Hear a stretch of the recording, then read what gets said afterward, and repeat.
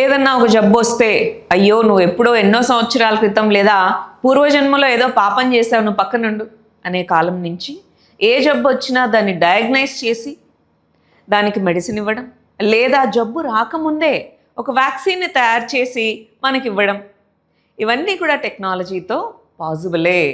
మరి ఈ కంటెక్స్లో health and డిసీజెస్లో diseases ఎన్ని రకాలు, for example viral diseases, bacterial diseases, fungal diseases, ఈ విధంగా డిఫరెంట్ టైప్స్ ఆఫ్ డిసీజెస్ చదువుతాం.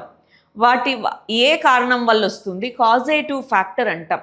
ఏ కారణం వల్ల వస్తుంది, దాని సిమ్టమ్స్ ఎలా ఉంటాయి, అది వస్తే ఇంపాక్ట్ ఏ విధంగా ఉంటుంది, మరి దానికి వ్యాక్సిన్ ఉందా, దాన్ని ఎలా ప్రివెంట్ చేయాలి, ప్రివెంటివ్ మెజర్స్, ఇలాగా డిఫరెంట్ టైప్స్ ఆఫ్ డిసీజెస్కి చదువుకుంటాం.